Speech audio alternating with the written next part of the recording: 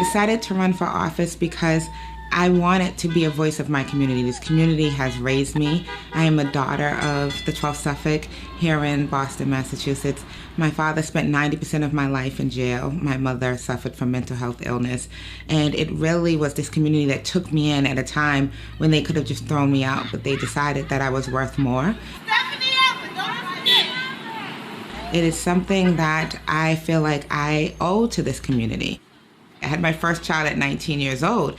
And so for society, it was you're going to be on welfare. You're not going to achieve a lot. And to have women who showed me that that was not the answer, that I was more than being a teenage mom. I used to be afraid to tell people I was a teenage mom because I know it came with so many, stereotypes behind it and ideas of who I was, if I was going to be lazy. And that was never the case. I went to school full time at night and worked full time during the day. Have you ever been afraid to tell someone something about yourself? So, I really had some great women who just told me I needed to be better. And so giving back to this community means everything to me. It's the community that if you need something, we show up. Stephanie has been eating, sleeping, breathing, dreaming the issues and concerns of the 12th Suffolk District. Back in April when I jumped into this race, we jumped in late, was that we were better together. And it was focused on coronavirus and how people are living in some uncertain times. No one expected to ever be quarantined in their homes. I myself, my husband and I have a blended family of 9 children. 4 of the 9 were home when schools were called out. And we have a lot more women leaving the workforce because of COVID-19 and the caretaker issues that are going on across the country. We're all struggling.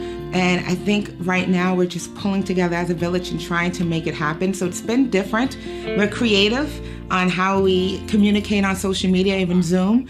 It represented that you could be Black and beautiful. African-American woman, there's a lot of stereotypes that I face all the time. I think before I even enter a room, there's the assumption that I'm going to be aggressive, I may be angry, I'm going to be disagreeable about a lot of things, which are not true. I think women in general, if we don't go along, we're called names that we should never be called. Instead of looking at us as strength, having an opinion, being bold, being powerful.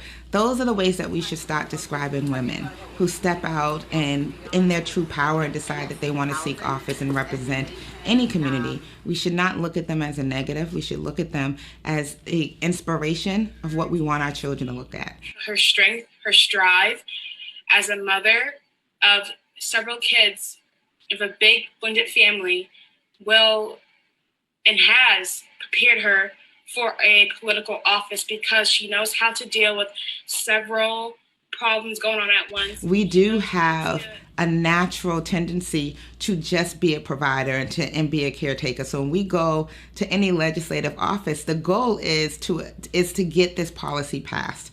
You see that when women take these positions, issues that may not have been raised before become issues. They become national issues. They become movements that other women latch onto and want to run just because they were so inspired by someone else's movement.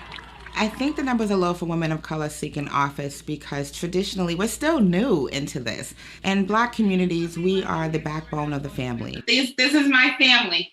We have to be supportive of our children, our spouses, significant others, and we take that job very seriously to be the person who moves the family closer to their goals. And oftentimes we're dealing with other bigger things in our families. And because of that, we just don't think about this as being a natural step. I entered this race very unsure what was going on, given we were in COVID. We came up with the motto being better together. But being able to vote gets us closer. Being able to make sure that our voice is heard. This video raises questions, and I need for you to be extremely honest in the comments when answering them. And just so you know, I have 2 questions. Number 1, have you ever heard the name Stephanie Everett? And number 2, what have you done to create change in your community? Now, please be honest in the comments when answering these questions. Share this video with anyone you deem necessary. And don't forget to like and subscribe to the channel.